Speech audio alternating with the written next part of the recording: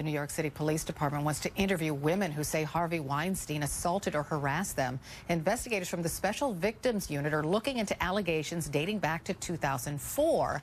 And police in London, as in London, England, are now investigating the disgraced producer. They're looking into an alleged assault that supposedly occurred in the 1980s.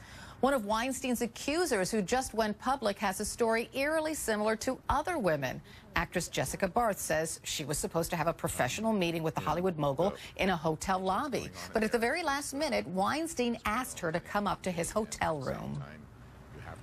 At first, he started talking about career stuff and how he wanted to fly me to New York and give me a role in Sarah Jessica Parker's new film. He alternated between that and asking me to give him a naked massage in the bed. So I told him that that wasn't going to happen. Robert Weiss is the director of Sexual Recovery Institute here in Los Angeles. Thanks for being here. Glad to. The stories do sound eerily what is this with this naked massage thing? It's I understand what it is. But okay, just checking. But it's like pretty much every single victim says the same story, the same scenario played out. Like, was that a fantasy he had that he had to? I think that when people have the kind of histories that whatever this man's history is, that they often play out painful, problematic, violating scenarios over and over again. So they will do the same thing over and over again in one form or another. And clearly for him, it's about somehow convincing this woman that she wants to be involved in the situation, even though she doesn't. And it starts with a innocent massage? I don't know what innocent is. You know, I think, you know, it's interesting. I've worked with a lot of these men, and my experience is that they often don't see themselves as victimizing people.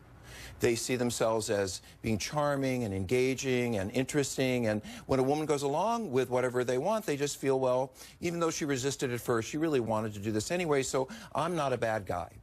And they walk around with tremendous denial for a very long time, especially if they're protected like this gentleman Is he was. still in denial now? I would say that likely. This is somebody who is probably in treatment feeling persecuted and like they were being violated and it wasn't such a big deal. And yeah, it usually takes me a couple of weeks in treatment to get somebody to really, that's part of treatment, to get them to really see their distortions versus how the rest of us see their behavior. Because I ask you that because supposedly he went to his daughter's house last night. She called 911 because he was suicidal, and then he flew off in his private plane to an Arizona clinic. So was he feeling depressed and suicidal because he was found out, or because he felt some sort of guilt about what he did unbeknownst to these women? I don't think this is about guilt and remorse. That's a later stage of treatment. This stage, people are men who are in this situation are more like, oh my God, I know I've screwed up. I'm not sure exactly what I did. How can I make it all better? You know, they just want all the problems to go away. They don't necessarily even want to look at their behavior. They just want all the crisis to get better, and so they go to treatment. Okay, so I have to ask you about the sex addict thing because Please. There was a report out yesterday that Weinstein said he's a sex addict and that's why he needs counseling. I'm a skeptic. I would be too, and I have worked with sex addicts and have been in that field for 30 years, but this man is an offender. This is offending behavior, and that crosses the line from addiction. Addicts that I work with, they engage in consensual behavior. You know, they're seeing prostitutes, they're having affairs, they're looking at porn, they're doing things that anyone else might do, but they do it to excess and to They're not allegedly forcing women to have... They're not violating people. I mean, they may violate their spouses because, hey, I didn't marry someone who was going to go off and do that, but they're not violating the people they're being sexual with. This is offending. This is non-consensual behavior. So if these allegations are true, does Weinstein belong in a treatment center or in jail? I don't know. Because, you know, as much as we would all like to say, this is what we have and this is what this person is based on what they did, we don't know who he is until he gets into treatment.